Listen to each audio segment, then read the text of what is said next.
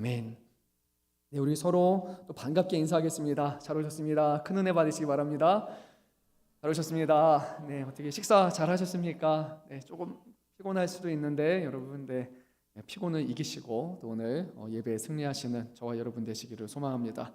우리가 이제 지난 시간부터 빌립보서 말씀을 시작을 했습니다. 1장 1절 2절 말씀을 통해서 이 서론에 대한 인사에 대한 부분을 나누었고요. 오늘 이어지는 말씀 3절에서 8절 말씀을 조금 차분히 말씀을 살펴보면서 과연 오늘 성경이 또 성령이 사도 바울을 통해서 우리에게 무엇을 말씀하고 있으신지를 우리 한번 귀담아 들으면 좋을 것 같습니다. 빌립보 교회도요, 완벽한 교회는 아니었습니다.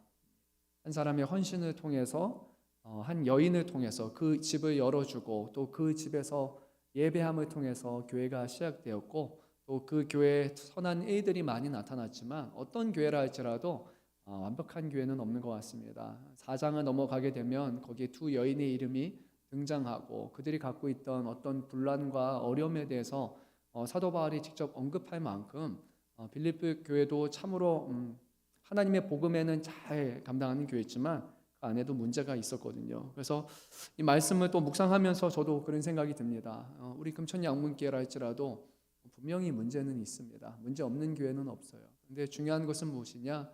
이 문제에서 우리가 무엇을 바라보는 것이고 또 이 문제에 있었던 문제를 해결하게 하는 능력이 복음이었던 것처럼 우리가 이 순간 우리에게 있는 어려움 가운데 다시 한번 복음을 붙잡고 또 그 복음을 통해서 우리 교회가 하나 되고 또 하나님의 일들을 잘 이뤄나가면 좋을 것 같습니다. 우리 그런 마음을 가지고 말씀을 우리 함께 나누도록 하겠습니다.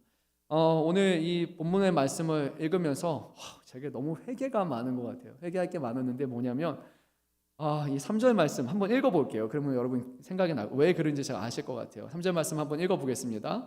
내가 너희를 생각할 때마다 나의 하나님께 감사하며. 잘 모르시겠죠. 근데 왜 느껴졌냐면 저는 이 감사하며라는 부분에서 회개가 됐어요. 너희를 생각할 때마다 나의 하나님께 감사한다. 그래서 실제로 성경을 좀 찾아봤어요. 이 사도 바울이 감사라는 표현을 제 기억으로 많이 했던 기억이 나거든요. 그래서 성경을 정말로 찾아보니까요, 성경에서 감사하다는 표현을 가장 많이 사용한 사람이 누구일 것 같아요? 지금 답을 다 제가 막 거의 숟가락까지 떠드렸는데 그렇죠? 누구일 것 같죠? 사도 바울이에요. 놀랍지 않습니까? 왜냐하면 사도 바울의 상황은요, 그렇게 감사할 만한 상황이 아니거든요. 매도 맞고 죽을 뻔하고 시체처럼 버려지게 되고 어디 가도 정말 병든 사람 고쳤고 귀신 사람 들렸다가 거기서 사람들한테 막 몰매 맞고 이런 상황을 보면 제가 보기에 제일 감사가 없을 만한 사람이 사도 바울인 것 같은데 압도적으로 사도 바울이 감사가 가장 많습니다. 제가 하나하나 저는 적어놨지만 이거 얘기해 주면은 시간 다 지날 것 같아서 로마서, 고린도전서, 고린도후서, 에베소서, 빌립보서, 골로새서, 데살로니가 전서, 데살로니가 후서, 빌레몬서 모든 서신서에 사도 바울은 감사하다, 감사하다, 감사하다라는 그런 고백을 했습니다. 그래서 생각이 들었어요. 나는 정말로 감사한가? 나는 정말로 하나님 앞에 감사한가? 모든 상황에서 하나님 앞에 감사하고 있는가 생각하니까 너무 죄송스럽더라고요. 말로는 감사하다고 하는데 그 감사가 정말로 사도 바울 같은 그런 진정성 있는 감사인가라고 생각해 봤을 때 감사의 좀 신용인 것 같다라는 생각이 많이 들었어요. 그래서 저도 그렇고 우리 성도 여러분도 그렇고 어려움이 있겠지만 우리의 삶이 늘 기쁘고 즐거운 일만 있는 것은 아니겠지만 어떤 순간에도 우리가 감사라는 것을 잊지 않았으면 좋겠습니다. 감사는 무엇일까요? 이 감사라는 표현이 헬라어로는 유카리스토라고 하는데 예수님께서 이것을 사용하신 적이 있어요. 오병이어의 기적 그리고 7개의 떡 7개와 생선으로 나누신 부분에서 하늘에 축사하시다라고 말씀하실 때 그 표현이 바로 이 감사의 표현이에요. 또 예수님의 피와 살을 나눠주시는 그 성찬에서 성만찬에서 잔을 나누시면서 하셨던 그것도 바로 감사예요. 어떤 의미냐면 감사의 근원도 하나님이시고 이 감사를 주시는 분이 하나님이시다라는 것을 우리가 기억해야 되는 거예요. 모든 창조의 근원이 하나님이시고 하나님이 우리에게 복을 주시고 우리 안에 감사를 주신다는 것, 이게 감사에 담겨있는 의미라고 성경은 말씀하고 있습니다. 감사는 내가 감사하다고 느껴져서 내 기분이 좋아서 감사합니다 라고 이렇게 말하는 게 아니라 하나님이 공급하신다, 모든 것이 하나님이 우리에게 주신다라는 것을 인정하는 그 행위가 바로 감사라는 것이에요. 그렇다면요, 우리는 어떤 상황에서도 감사할 수 있지 않을까요, 여러분? 네, 내 기분이 좀 안 그렇다 할지라도, 뭐 가정에서 오늘 나오기 전에 뭐 어려움이 있다 할지라도, 이제 내일부터 또 다시 교회 바깥으로 가게 되면 일해야 되죠. 또 뭐 사업 때문에 어려움이 있죠. 여러 가지 사람들 때문에 우리 마음에 불편함이 있다 할지라도 하나님이 주신다, 하나님이 우리의 모든 것을 주관하신다라는 그 믿음이 있다면 우리는 모든 자리에서, 모든 상황에서 감사할 수 있는 거예요. 그래서 사도 바울은 감사할 수 있었습니다. 하나님이 어떠신 분인지, 하나님이 복 주시는 분이라는 것을 명확하게 믿었기 때문이에요. 그래서 저부터 시작해서요, 사랑하는 성도 여러분, 우리 안에 감사가 더 많이 나타날 수 있길 바랍니다. 더 많이 하나님 앞에 감사하고 더 많이 하나님의 이름을 높였으면 좋겠어요.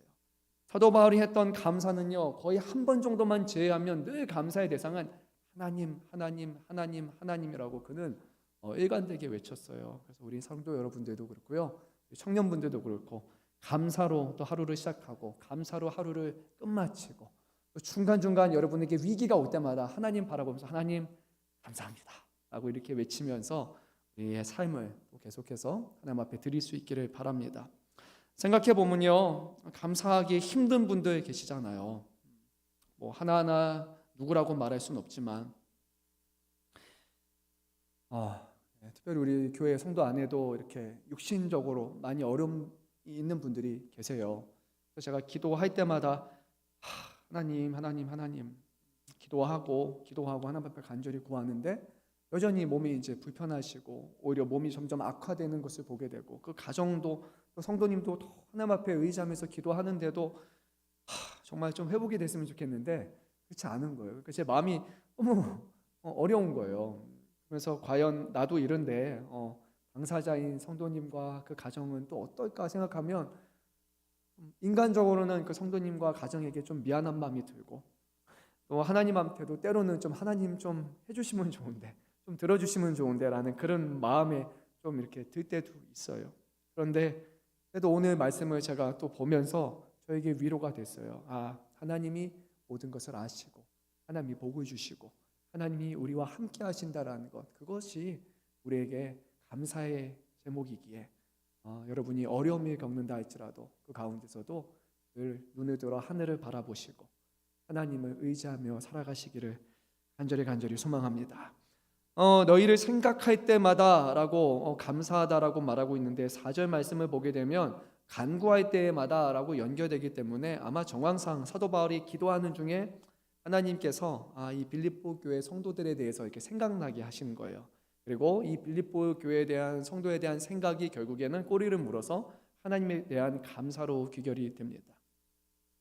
그래서 이 감사라는 것은 단순히 우리 자신의 삶에 대해서만 감사하는 것이 아니라 사도 바울이 빌립보 성도에 대해서 감사했던 것처럼 우리의 감사는 이웃을 향해서 뻗어나가야 되는 거예요. 특히나 우리 교회 안에 내가 감사함이 좀 어렵다 할지라도 다른 성도, 우리 어떤 셀에 있는 분들, 우리가 사랑하는 어떤 공동체에 있는 분들이 이런 일이 또 있었다, 또 이렇게 하고 있다라면 그거 자체가 우리의 감사로 우리는 들어줄 수, 이렇게 믿어질 수 있어야 되는 거예요. 우리의 속담에는 가까운 형제가 땅을 사도 배가 아프다고 하는데, 우리 믿는 사람들은 그렇게 하면 안 되잖아요. 우리는 내가 지금 어려워도 우리 형제 자매가 잘 된다면, 내 자식이 어려운 일이 있어도 우리 형제 자매, 우리 교회 안에 다른 공동체 자녀들이 잘 된다면 그것으로 인해서 그 감사가 나의 감사가 될 수 있다면 우리 감사는 상황을 초월하는 그런 감사가 될 거라고 저는 그렇게 생각해요. 그래서 감사가 우리 자신을 벗어나서 교회로 확장되었으면 좋겠습니다. 자, 우리 4절 말씀 한번 읽어보도록 하겠습니다. 간구할 때마다 너희 무리를 위하여 기쁨으로 항상 간구함은, 사도 바울의 기도에는요, 이 기도와 간구에는 빌립보 성도 모두가 포함되어 있어요. 특정 몇몇을 위해서만 기도하는 것이 아니라 이들 모두를 하나하나 떠올리면서 그렇게 기도합니다. 제가 마음이 또 불편한 이유가 있었어요. 우리 성도님 얼굴을 하나하나 한 주간 제가 다 떠올리면서 그 가족과 자녀에서 기도했냐? 네, 죄송해요, 여러분, 죄송합니다. 그래서 제가 회개를 오늘 너무 많이 했어요. 오전에도 많이 했고 오후 시간에도 하는 거예요. 그래서 제가 정말로 이름 다 적어가면서 얼굴 다 떠올려가면서 기도해야겠다. 오늘 이것을 내가 확실히 해야겠다라는 그런 도전을 좀 많이 받았어요. 생각해 보면 그렇잖아요. 사도 바울에게 호의적으로 좀 이렇게 하는 사람이 있을 거예요. 사도 바울을 잘 챙겨주고 사도 바울이 올 때마다 그래요라고 더 가까운 사람도 있었을 것이고 좀 대면대면한 사람도 있을 수 있잖아요. 어쩌면 우리 사람 관계는 교회 안에서도 불편한 관계도 있을 수 있어요. 그런데 사도 바울은 인간적으로 생각해서 가까운 사람, 호의적인 사람, 잘해주는 사람, 이렇게 내가 선호할 만한 사람을 위해서만 기도하는 것이 아니라 는 빌립보 교회에 있는 모든 성도들을 생각하면서 기도했다고 그렇게 말씀합니다. 그것이 정말로 도전이 저에게는 분명히 됐습니다. 자신을 위해서 기도하는 것이 아니라 타인을 위해서 기도하는 것을 우리가 뭐라고 부르죠? 중보기도, 도고기도라고 이렇게 표현을 합니다. 우리가 익숙한 표현은 이제 중보기도고 이제 우리가 사용하는 외국식 영어식 표현도 중보기도라고 사용을 합니다. 이 중보기도는 이런 의미가 있어요. 다 아시겠지만 또 말씀드리면 유일한 중보자이신 예수 그리스도의 이름으로 그분의 중보 사역에 의존하면서 드리는 기도가 바로 중보기도입니다. 그러니까 내가 중보자가 되는 것이 아니라 예수 그리스도가 중보자이시고 예수 그리스도의 중보의 사역에 있어서 내가 동참한다, 참여한다라는 그런 의미가 있어요. 그래서 중보기도라는 그 표현 자체는 어떠한 문제도 없습니다. 다만 그 중보라는 개념을 내가 대신한다라고 생각할 때는 이것이 오해를 살 수 있는 것입니다. 내가 중보자가 아니에요. 예수 그리스도가 중보자이심을, 그리고 예수 그리스도께서 우리의 기도를 중보자가 되어서 하나님께 또 이것을 전하신다라는 것을 우리가 잘 이해할 수 있다면 중보기도 자체는 문제가 되지 않죠. 병든 자를 위해서 우리가 중보기도하는 것은 그 병든 자의 유일한 중보자이신 그 예수님만 바라보고 예수님만 의지할 수 있도록 우리가 구하는 것이기에 그리스도의 중보 사역에 우리는 참여하는 거가 되니까 이 중보 기도는 괜찮은 겁니다. 우리가 또 이제 최근에 도고 기도라는 표현을 쓰는데 도고 기도가 중보자를 우리가 오해할 수 있어서 쓰는 거지만 한자로 보면 도고 기도는 솔직히 좋은 표현은 아니거든요. 왜냐하면 도고 자체가 기도하다요. 기도하다 기도예요. 그러니까 이거는 뭐 역전압 같은 그런 표현인 거예요. 기도. 그래서 좋은 표현은 아니고 오히려 천주교 쪽에서 도고라는 표현을 더 사용해요. 우리 교단에서도 사용하긴 하지만 잘 우리가 한다면 중보의 의미를 우리가 오해하지 않는다면 중보자이신 예수를 바라볼 수 있도록 중보의 사역에 동참하는 것으로 우리가 그 뜻을 온전히 깨달을 수 있다면 그렇게 기도하면 중보 기도라는 표현 자체가 우리에게 잘못된 표현은 아니죠. 교회적으로 보면 우리가 기도를 크게 두 가지로 합니다. 공동체 기도죠. 하나는 그 사람을 위해서 중보하는 기도가 있을 것이고, 그리고 오늘과 같은 이런 예배 자리에서 우리는 또 중보하는 기도를 해요. 그것을 대표 기도라고 우리가 또 표현을 하게 됩니다. 근데 한국교회에서 대표 기도라고 알려져 있는 이 기도는 원래는 목회 기도라는 것이 더 정확한 표현이에요. 그래서 영어 표현으로는 pastoral prayer라고 합니다. 그래서 목회 기도가 원래는 맞죠. 기독교 전통에서 예배 중에 목회자가 드리는 공적 기도이고 이것이 오랜 전통 속에서 있어 왔는데 이제 한국 교회는 이 표현이 좀 바뀌게 됩니다. 한국 교회의 문화와 관습 속에서 우리는 목회 기도가 아니라 대표 기도로 이것이 좀 바뀌게 됐어요. 하지만 신학적으로 그리고 전통적인 관점에서는 목회 기도가 오랫동안 늘 지속되어 왔던 것이고, 그리고 이제 교회 안에서 예배를 드리는 그 순간 그 자리에서는 예배 중에 목회자는 하나님의 말씀과 또 성례를 집행하는 사람이자 그 자리에 교회를 전체해서 하나님 앞에 서 있는 중보자의 역할을 잠시 맡아서 감당하기 때문에 그것이 목회자의 책임이라고 그렇게 불러서 목회 기도라고 합니다. 마틴 루터와 같은 종교 개혁자 그리고 존 칼빈과 같은 사람들도 공예배의 기도는 목회자의 사역 중 하나라고 그렇게 강조했고, 설교의 황태자라고 제가 좋아하는 영국의 스펄전 목사님은 이렇게까지 얘기했죠. 기도 중에 헌금 설교는 본인이 내어줄 수 있지만 목회 기도만큼은 그 누구에도 내어줄 수 없다라고 할 만큼 이 목회 기도를 아주 중요하게 여겼고, 목회 기도 한 번 준비하는 것을 설교 한 편을 준비하는 것 같이 그렇게 이것을 준비했다고 알려져 있습니다. 다만 이제 한국 교회의 전통을 우리가 무시할 수는 없어요. 그래서 우리가 무조건 목회 기도가 아니라 우리가 대표 기도한다라고 잘못됐다라고 이렇게 할 수는 없습니다.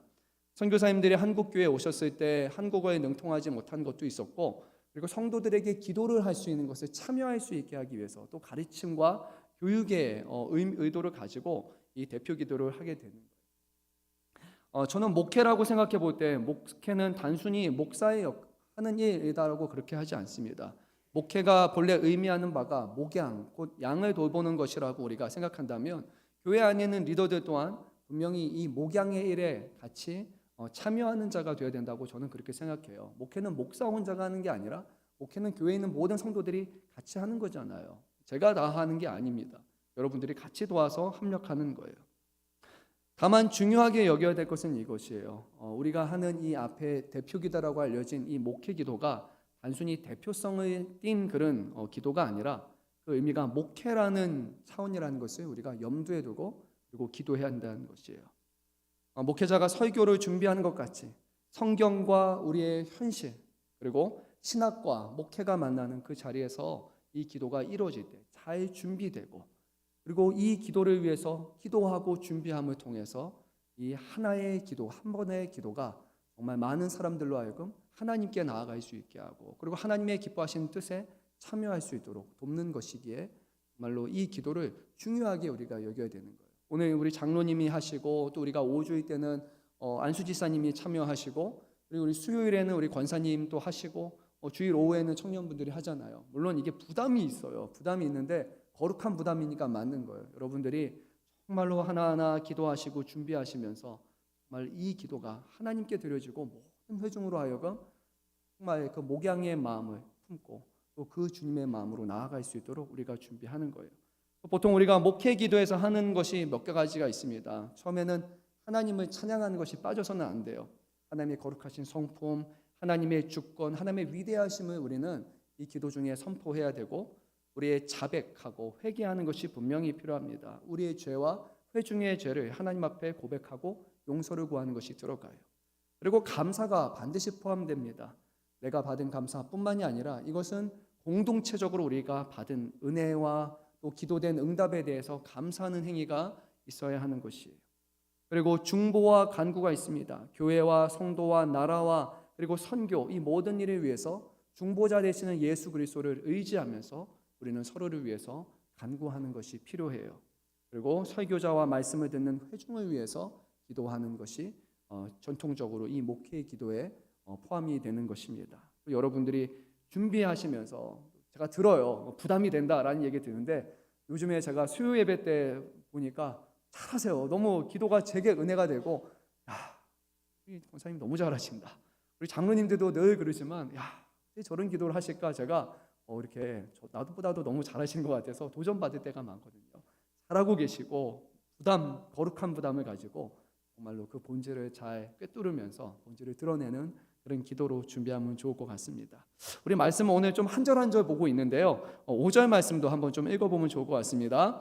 너희가 첫날부터 이제까지 복음을 위한 일에 참여하고 있기 때문이라. 아멘. 4절에서 사도 바울이 빌립보 교회를 위해서 기도했어요. 그리고 그는 항상 기쁨으로 기도할 수 있었다라고 얘기했어요. 어떻게 기도할 때 항상 기쁨이 있을 수 있습니까? 다른 사람을 위해서 기도할 때 그냥 때로는 상투적인 기도, 그냥 뭐 습관적인 기도가 될 수 있고 해야지, 누구를 위해서 기도해야지라고 그렇게 기도할 수 있잖아요. 하나의 의무처럼 기도할 수 있잖아요. 솔직하게 자녀를 위해서 기도할 때마다 늘 기뻐하면서 기도하지 않잖아요. 우리 셀 가족을 위해서 기도할 때 오늘은 좀 해야지 막 이렇게 하지만 기쁨 없는 기도 되잖아요. 근데 어떻게 이렇게 기도할 수 있을까? 그 이유가 이제 5절 말씀에 소개됩니다. 그 이유는 무엇이냐면 빌립보 교회가 복음 안에서 거룩한 교제가 이루어지고 있었기 때문이에요. 이 빌립보 교회는 다른 것보다 바로 이 복음이라는 능력이 분명하게 나타났기 때문이에요. 빌립보 교회를 생각하면은 그들이 복음 안에서 하나 되고 복음 안에서 친교하고 있는 그것이 사도 바울의 머릿속에 계속해서 기쁨으로 떠올랐기 때문에 그래서 기뻐하면서 기도할 수 있었던 것입니다. 우리가 어떤 일이 잘 돼서 즐거워하면서 감사 기도할 수 있을 거예요.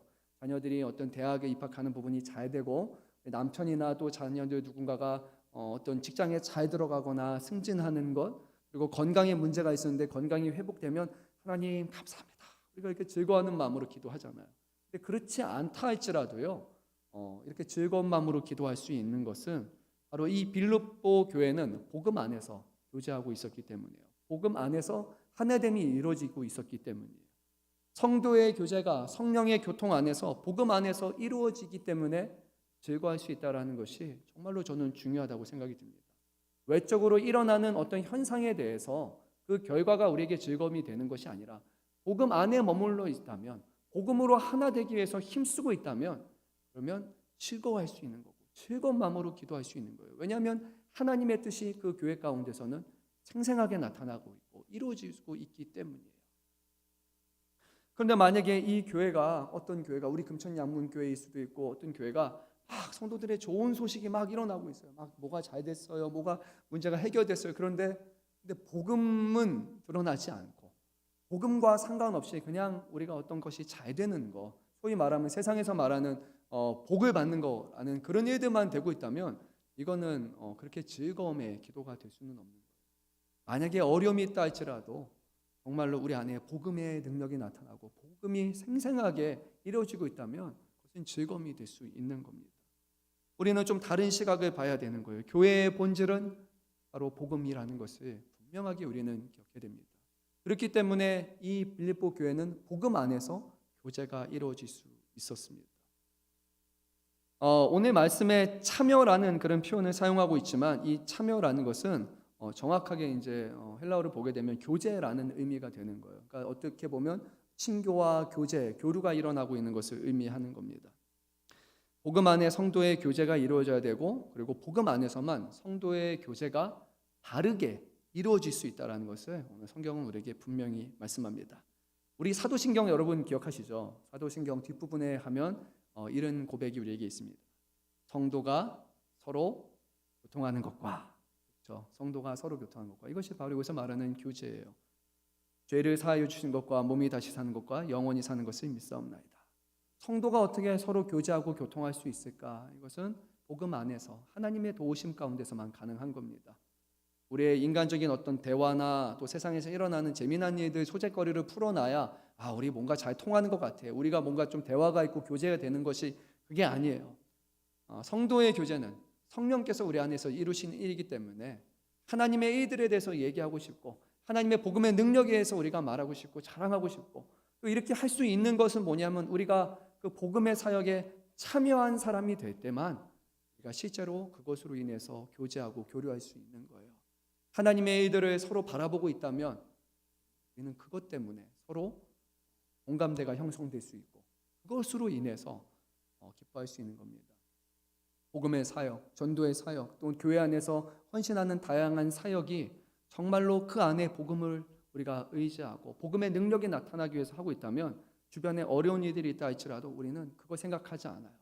이것을 통해서 하나님의 일들이 일어날 것이라고 기대하고 믿으니까, 전도할 때도 이것을 통해서 복음의 능력이 나타나서 저 사람이 살아나고 저 영혼이 다시 돌아오는 것, 그게 너무나 중요하게 여겨지기 때문에 우리의 삶의 다른 문제들은 정말로 상대적으로 작은 문제가 되는 거란 말이에요. 이거에 온전히 참여한 사람이 된다면 모든 현실과 어려움들을 극복할 수 있는, 거기에 너무 매몰되지 않는 신앙의 삶을 살아갈 수 있는 거예요. 빌립보서를 보게 되면 이들이 어떻게 복음에 참여하고 있는지가 조금 구체적으로 이제 소개가 돼요. 빌립보서 4장 15절 16절 말씀을 보게 되면 빌립보 교회는 바울의 선교 사역에 재정적으로 적극 후원을 합니다. 근데 빌립보 교회가요, 정말로 어려운 교회예요. 재정적으로는 가장 어렵다라고 할 만큼 어려운 교회예요. 그럼에도 불구하고 그는 한 2번 정도 사도 바울의 선교 사역을 도와주게 되고, 특히나 유대 예루살렘 교회가 어렵다는 소식을 들었을 때 좀 잘 사는 교회들도 우리 좀 못하겠어요, 고린도 교회가 막 할까요? 해야 되죠. 약간 이렇게 민기적거렸다면 빌립보 교회는 하겠습니다. 어려운 중에도 그 일에 동참하겠다고 말하는 그런 교회였어요. 재정을 본다면, 우리의 물질과 상황을 본다면 할 수 없어요. 그런데 복음을 바라본다면, 영혼을 바라본다면 어떤 상황에서도 그 일에 참여할 수 있는 거예요. 그래서 빌립보 교회는 말뿐만이 아니라 정말로 복음의 능력으로 살아가는 교회였던 거예요. 빌립보서 1장 19절 말씀을 보게 되면 빌립보 교회는 또 어떻게 복음에 참여하느냐, 사도 바울을 위해서 기도하고 있었어요. 그리고 사도 바울은 이 기도를 어떤 기도라고 여겼냐면, 이 기도를 통해서 빌립보 교회와 내가 영적으로 연합이 이루어지게 되고, 이 성도들의 기도가 나의 사역에, 내가 복음을 전하는 일에 함께 동참하는 사역이다라고 그렇게 얘기했어요. 저는 이게 정말로 중요한 거거든요. 기도는요, 하나님의 일들을 함께 이뤄가는 거예요. 우리가 선교지를 위해서 기도하는 것, 선교사님들을 위해서 기도하는 것, 목회를 위해서 기도하는 것은요, 그냥 기도하는 신용이 아니에요. 그 기도가 정말로 그 일들을 같이 이뤄나가는 일이기 때문에 그 기도가 중요한 것이에요. 한 사람으로 할 수 있는 것이 아니라 모든 성도가 그 일에 같이 기도할 때 주님은 그것을 사용하셔서 영적인 일들이 이루어지게 하신다는 거예요. 여러분, 얼마나 중요한 역할입니까? 기도로 동참해야 되는 것입니다. 교회와 나라와 민족과 온 열방 가운데 복음의 능력이 나타날 수 있도록 우리는 함께 동참해야 돼요. 뿐만 아니라 빌립보서 1장 27절에서 37절 말씀 보면은 이 빌립보 교회 성도들은 복음을 삶 속에 살아내는 삶을 살아가고 있었습니다. 바울은 빌립보 교회가 고난 중에서도 복음을 위해 함께 싸우는 사람이라고 그렇게 칭찬을 했어요. 빌립보 교회에 어려움이 있었지만 그런데 그 일을 끝까지 맡아서 함께 복음을 살아내기 위해서 수고했습니다.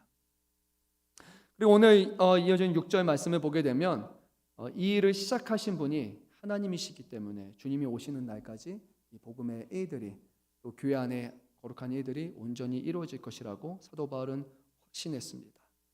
확신이라는 것 참 어려운 단어인 거예요. 나는 이렇게 될 거라고 확신한다.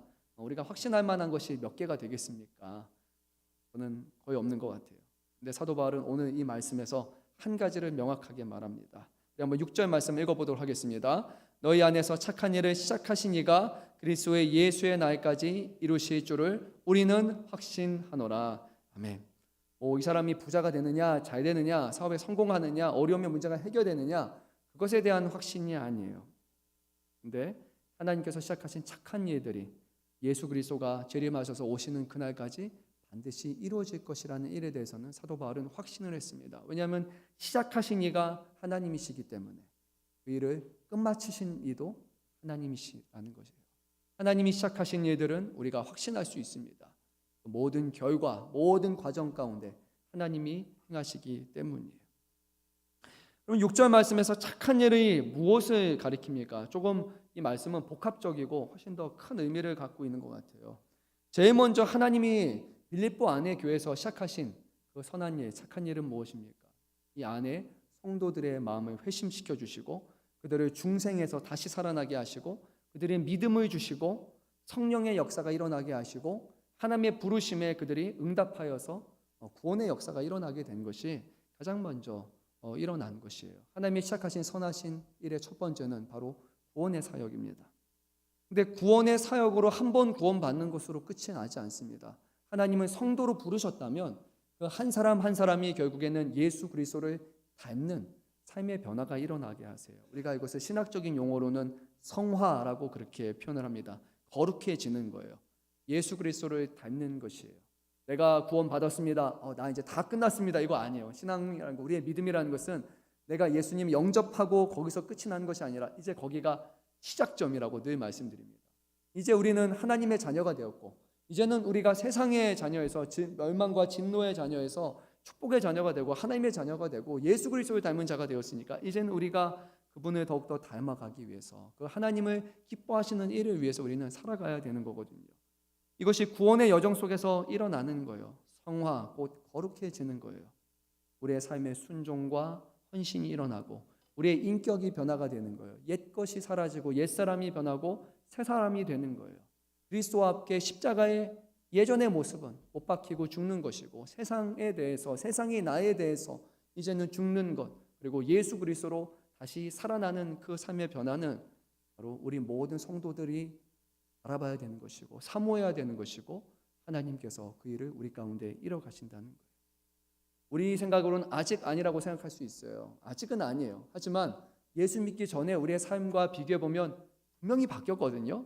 저는 정말로 많이 바뀌었거든요. 제가 원래 이렇게 잘 웃는 사람이 아니었거든요. 제가 미국에 있을 때 좀 냉철한 사람이었어요. 좀 공감이 되십니까?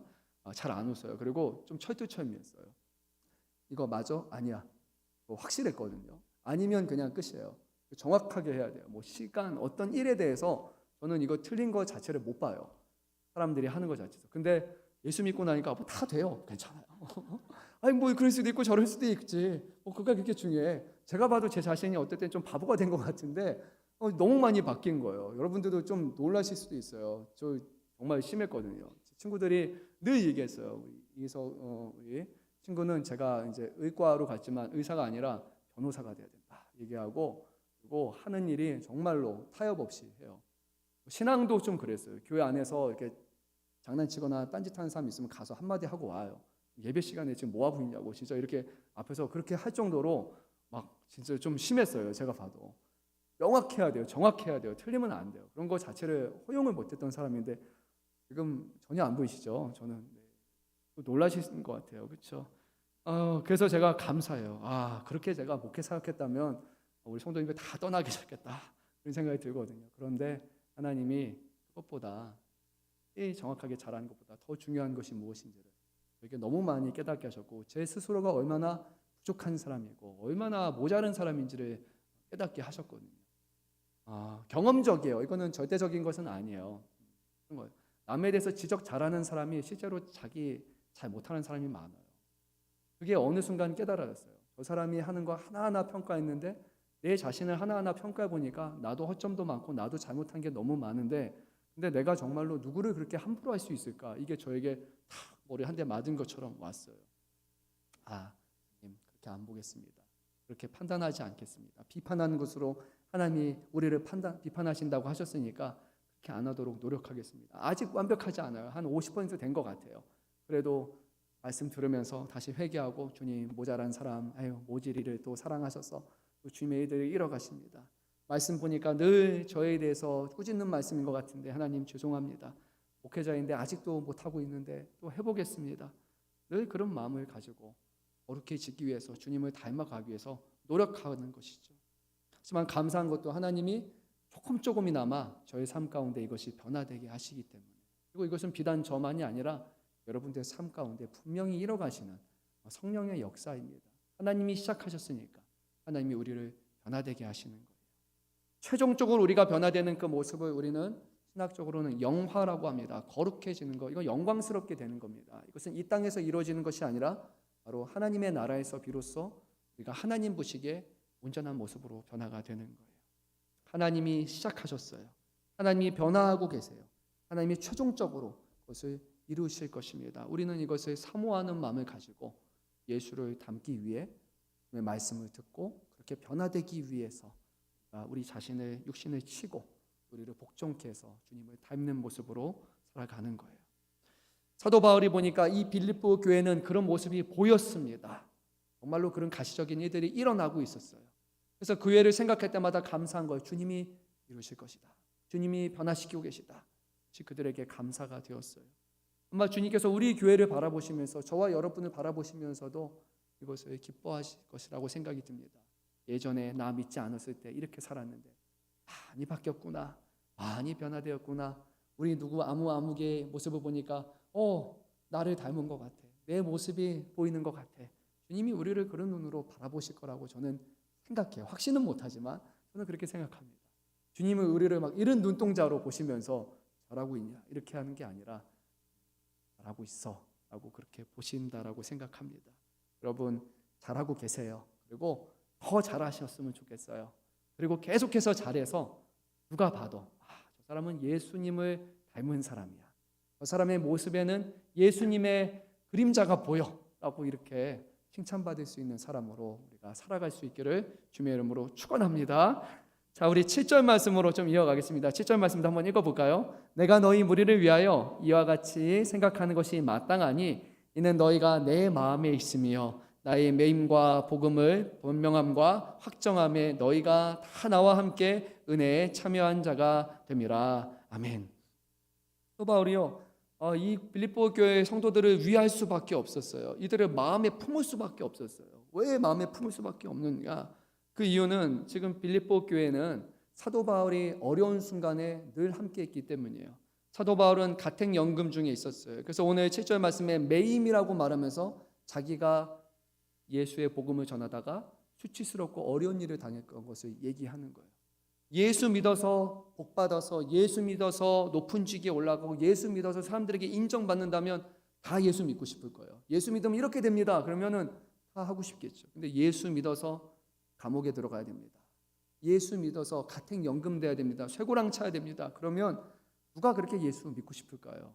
그런데 사도 바울이 그 매임에 대해서 복음 때문에 어려움이 있었지만 이 빌립보 교회의 성도들은 사도 바울을 부끄럽게 여기지 않고 그 일에 함께 동참하고자 했던 거예요. 복음을 변명하다 또 확정하다라는 것의 변명은 변증이에요. 사람들이 복음에 대해서 막 공격을 해요. 에이, 진짜야? 진짜 예수가 있어? 에이, 가짜야. 어떻게 사람이잖아. 어떻게 사람이 신이야? 이런 얘기를 하는데 사도 바울은 그 변명 또는 변증하는 일을 열심히 감당했어요. 공식적인 자리에서 복음을 방어하고 설명하고 설득력 있게 사역을 하고 그는 복음의 진리성과 신뢰성을 확고히 세우기 위해서 부단히 노력했어요. 늘 좋은 결과가 있지 않았어요. 받아들이는 사람도 있고 무시하는 사람들도 있었어요. 왔다가 흥미롭게 왔다가 별거 아니네 하고 가는 사람들이 있었어요. 그럼에도 불구하고 사도 바울은 끊임없이 이것을 감당했어요. 특별히 유대인으로부터 이단이 아니라는 그 말을 얼마나 많이 들었습니까? 율법을 지켜야지만 된다. 그래, 예수는 믿을 수 있어. 하지만 너희가 율법을 잘 지켜야지만 너희는 구원을 받는 거야 라는 이 가르침에 대해서 사도 바울은 율법의 행함으로 구원을 받는 것이 아니라 오직 은혜로 구원을 받는다라는 것을 분명하게 전했던 사람이에요. 이방인, 유대인만 구원이 있는 것이 아니라 이방인들에게도 구원이 있다. 주님의 구원은 온 인류, 온 세상을 향한 것이다 라고 얘기했을 때 유대인들은 말도 안 되는 소리라고 얘기해요. 유대인에게만 구원이 있다라고 그들은 명확하게 얘기했어요. 사도 바울은 자신의 모든 것을 다해서 이 복음을 변증했던 사람이랍니다. 얼마나 어려움이 있었습니까? 이스라엘 예루살렘 교회로 갈 때 사도 바울의 발걸음이 편하지 않았어요. 그러면 죽을 수도 있다라고 할 만큼 죽음의 여정이 될 수도 있다라고 여길 만큼 실제로 교회 갔다가 죽을 뻔했잖아요. 자신의 친족이 도와주지 않았다면, 얘기해주지 않았다면 암살당할 수 있는 그런 위기를 그는 겪었잖아요. 그럼에도 사도 바울은 복음을 변증하는 것을 멈추지 않았습니다. 변증만 한 것이 아니라 그는 더 나아가서 이 복음을 적극적으로 전했어요. 공공의 자리에서 복음을 합리적으로 설명하고 그것이 진실됨을 확실하게 전하고 복음이 실제로 사람의 생명을 살리는 일이라고 사람을 변화시키는 하나님의 능력이라고 그는 선포했고 그리고 하나님께서 그러한 그를 사도 바울을 사용하셔서 그를 통해서 기적이 나타나게 하셨잖아요. 바울은 빌립보 교회 성도들이 자신을 이 모든 일에 도왔다라고 감사했습니다. 그리고 도운 일을 그냥 이렇게 표현한 것이 아니라 오늘 말씀을 보면 은혜에 참여했다라고 그렇게 말씀합니다. 빌립보 성도들에게 나처럼 똑같이 그렇게 해야 된다라고 말하는 게 아니에요. 사도 바울에게 맡기신 사명인 거였어요. 그것은 빌립보 교회 성도가 대신 사도 바울을 위해서 감옥에 갇히거나 그처럼 할 수 있는 게 아니에요. 사도 바울은 자기에게 맡은 그런 사명, 소명이 있기 때문이에요. 베드로는 베드로가 해야 될 것이 있고 요한은 요한이 해야 될 것이 있어요. 교회 성도들은 성도들이 해야 될 것이 있어요. 근데 사도 바울이 하는 그 일에 이 빌립보 교회 성도들은 자신의 일처럼 여기며 그의 매임에도 동참하고 복음을 변증하는 데도 동참하고 그리고 복음을 확고히 하는 데 있어서도 모든 지원으로서 함께 도운 거예요. 근데 이게 고난이 아니라 오늘 말씀은 하나님의 은혜에 참여자다라고 그렇게 말씀합니다. 사랑하는 성도 여러분, 예수로 인해서 예수의 이름 때문에 핍박받는 것을 우리 주님은요 복이라고 말씀하셨어요. 그것이 복된 것이야. 복 있는 사람은 나로 인해서 내 이름으로 인해서 핍박받으면 복이 있도다 하고 주님은 말씀하셨어요. 우리 세상에 생각하는 복과 전혀 다른 거예요. 주님의 일을 위해서 우리가 주님 앞에 무엇을 이렇게 많이 할 수 있습니까? 주님이 우리를 그렇게 많이 필요하십니까? 저는 죄송하지만 아니라고 생각해요. 하나님이 하시면 훨씬 쉬워요. 하나님이 다 이렇게 하시면 모든 것이 완벽하게 이루어져요. 근데 하나님은 우리를 로봇처럼 기계처럼 사용하지 아니하시고 우리에게 우리의 연약함과 부족함 중에도 우리를 들어 사용하셔서 하나님의 일들에 참여하는 자가 되게 하시기에 이것이 은혜잖아요. 교회 안에서 우리가 하는 찬양이 어떻게 천사들이 부르는 찬양보다 아름다울 수 있습니까? 오늘 이곳에서 우리가 드리는 예배가요 어떻게 천국에 있는 예배하고 비교할 수 있습니까? 천국에서는 늘 거룩하신 하나님의 보좌 앞에 거룩하다 거룩하다 거룩하다라고 외치는 사람의 그 예배가 날마다 이루어지고 있는데 이 땅의 예배는 그렇지 않잖아요. 24시간 이루어지는 예배가 아니잖아요. 우리가 하나님 앞에 드리는 예배의 진정성이 어찌 천국에서 이루어지는 예배와 비교할 수 있겠습니까? 우리의 모든 것은 하나님의 기준을 본다면 부족한 것이에요. 그런데 하나님은 그것을 부족하다, 별 볼 일 없다 얘기하는 것이 아니라 그것을 하나하나 다 받아주시는 거예요. 우리가 하나님의 일에 참여할 수 있도록 도와주시는 것이기에 오늘 성경은 이것이 은혜다라고 말씀하고 있습니다. 사랑하는 성도 여러분, 무엇이 저와 여러분에게 은혜입니까? 무엇이 경험하면 은혜라고 고백합니까? 아마 이 자리에 계신 분은 그래도 믿음이 좋으신 분이라고 저는 생각이 들어요.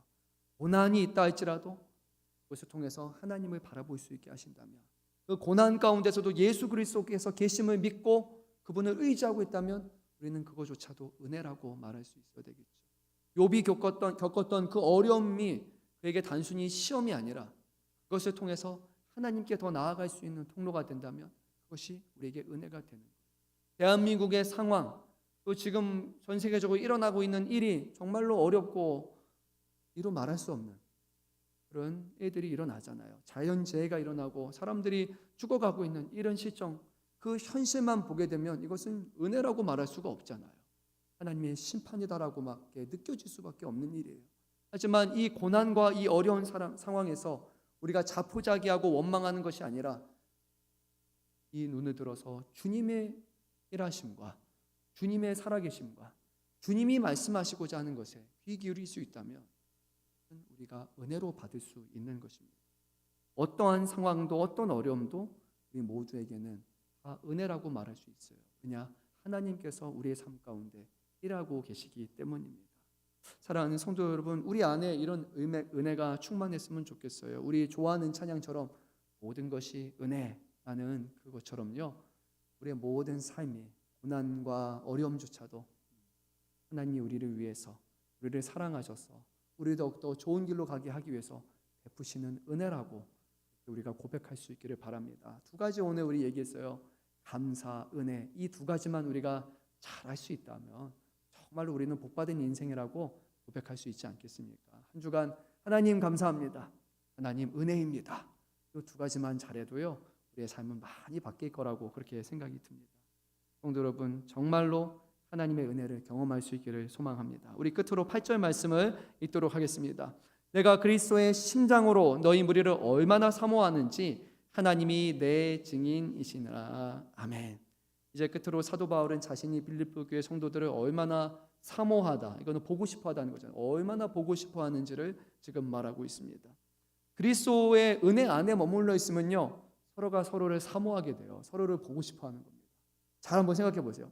한 주간 여러분 이 교회 안에 보고 싶은 분이 있었습니까? 억지로 만들어내지 마시고요. 솔직하게 있었다. 나 빨리 교회 오고 싶었어. 우리 누구 만나고 싶었어. 그랬으면 여러분 안에는 은혜가 있었던 거예요. 하나님이 주신 은혜가. 근데 그 사람 만나야 돼. 이런 마음이 들면요 우리가 은혜가 좀 떨어진 거예요. 정말로 그리스도의 은혜 안에 머물러 있으면요 너무 보고 싶은 거예요. 한 분 한 분 보고 싶은 거예요. 하루 지나서 보고 싶은 거예요. 한 주간 어떻게 살으셨을까? 한 주간 또 어떤 삶이 있었을까? 얘기하고 싶고 만나고 싶고 대화 나누고 싶고 손 붙잡고 악수하고 싶고 수고하셨어요. 만나보니까 너무 좋습니다. 제가 말주변이 설교할 때는 하지만 저 말주변이 별로 없거든요. 제가 놀라실 수 있겠지만 제가 말하고도 말을 잘 못해요. 제 말해서 시험 드는 사람도 있고요. 제 말에서 불편한 사람도 있어요. 제가 그렇게 말을 잘하는 사람은 아니에요. 그냥 말씀을 전할 때만은 하나님의 말씀이니까 확신을 가지고 그렇게 말을 하는 사람이에요. 제가 말하고도 이렇게 말했지라고 그렇게 후회할 때 많고, 우리 집에 증인들이 많아요. 뭐 샤론이 노아 우리 사모 얘기하면은 아빠 때문에 남편 때문에 힘든 그런 거 다 있어요. 말이 그렇게 잘하는 사람이 아니에요. 근데 제가 그래서 주일날 와서 성도님을 만날 때마다 여성분들은 악수하기 좀 그러니까 남자분들한테 얘기해요. 잘 오셨어요. 이 한마디가 실제로는 정말 보고 싶었어요. 이 말이에요. 잘 오셨어요. 오셨어요. 정말 보고 싶었는데 오늘 이 자리에 또 보니까 너무 좋습니다. 그렇게 길게 말할 수 없잖아요. 잘 오셨습니다. 너무나 보고 싶 못하니까 한마디로 잘 오셨습니다. 나는 한마디로 축약해서 말하는 거예요. 여러분들 손을 만질 때, 잡을 때 온기가 느껴질 때 너무나 기쁘고, 또 어떤 분들 손을 만질 때 차가워요. 그러면 제 마음이 왜 이렇게 손이 차가우시지?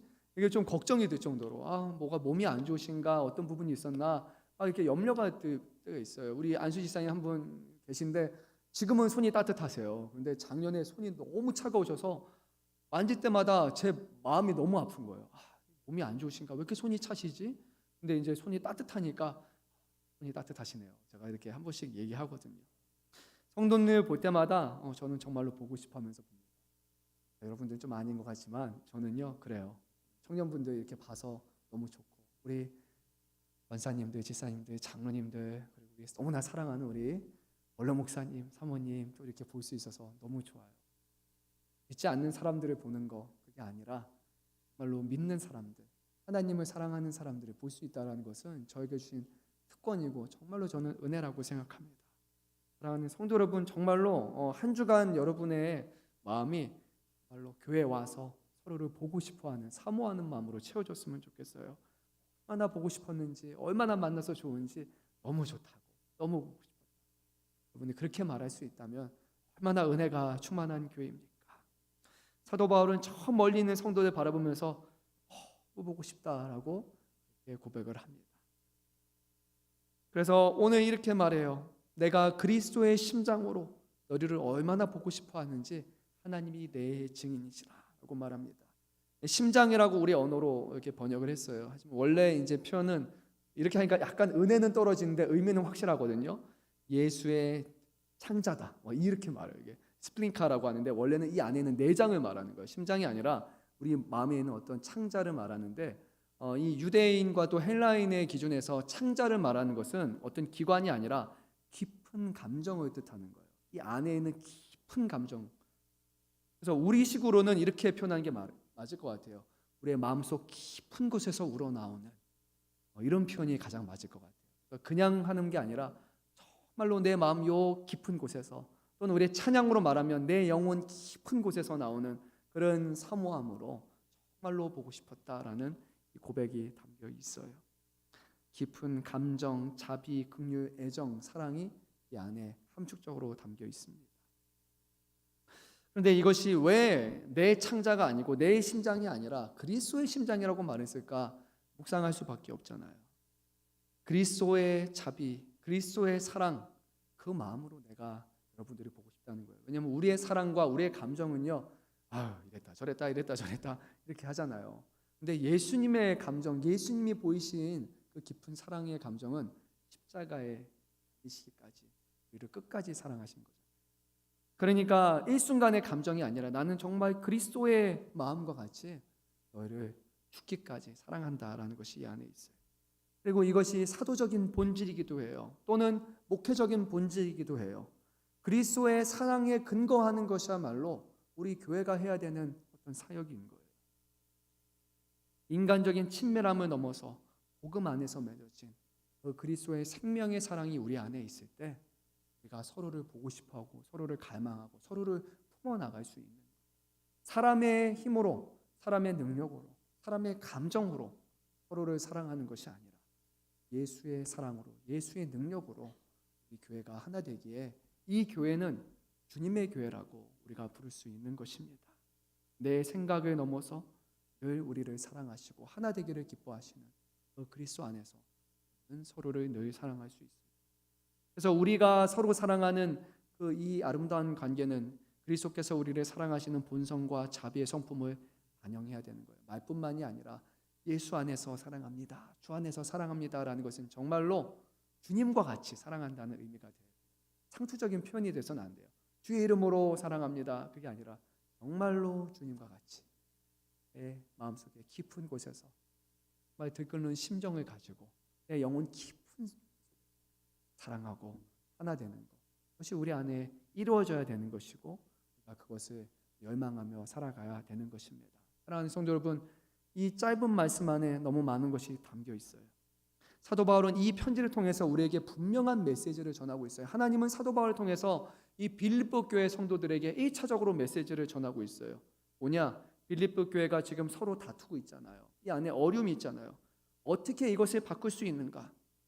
복음에 참여하는 것이 되어야 되고 하나님의 은혜에 참여해야 되는 것이고 예수 그리스도의 심장을 가지고 서로를 사모하는 가운데 서로의 분란과 어려움이 사라질 수 있다라고 우리에게 말씀하고 있어요. 넌지시 우리에게 말씀하고 있어요. 그 말씀은 오늘 우리에게도 동일한 말씀입니다. 여러분 안에 어려움이 있다면, 서로 향한 어떤 분란이 있다면, 교회 안이 아니고 교회 안팎에 있는 직장에서일 수도 있고 가정에서의 남편일 수도 있고 또 우리 부모님, 시부모님일 수도 있어요. 자녀일 수도 있어요. 그 문제를 사람의 힘으로 해결하려고 하냐? 여러분 안 될 거예요. 잘 되지 않을 거예요. 됐다고 했는데 또 안 되는 것을 보게 될 거예요. 하지만 우리가 복음에 함께 참여할 수 있다면, 하나님의 은혜에 함께 참여할 수 있다면, 예수의 심장을 가지고 서로를 사랑할 수 있다면 우리의 삶의 모든 문제는 친정으로 전화가 될 것이라고 성경은 우리 모두에게 말씀합니다. 그리고 그 길을 걸어야 된다라고 오늘 우리에게 도전합니다. 그래서 이 자리에 계신 성도 여러분, 한 주간 이 말씀 붙들고 살아가시기 바랍니다. 안 된다, 어렵다, 왜 내가 해야 되는 것이 아니라 나에게 먼저 이것을 가르쳐 주셨다는 것이 은혜라고 여겼으면 좋겠고, 하나님 나를 통해서, 우리를 통해서 이런 일을 이뤄 주시옵소서. 주님의 일에 참여하는 자가 되게 하여 주옵소서. 그런 마음으로 우리가 한 주간 또 말씀을 살아내시고 또 그 가운데 하나님이 우리 삶 가운데 이뤄 가시는 놀라운 일들을 경험하시고, 또 한 주간 지났을 때 우리 서로 만나서 이런 일이 있었어요, 이런 일이 있었어요, 보고 싶었어요, 서로를 또 그렇게 반갑게 맞이하고 사랑으로 하나 되는 저와 여러분 되시기를 간절히 소망합니다. 함께 우리 한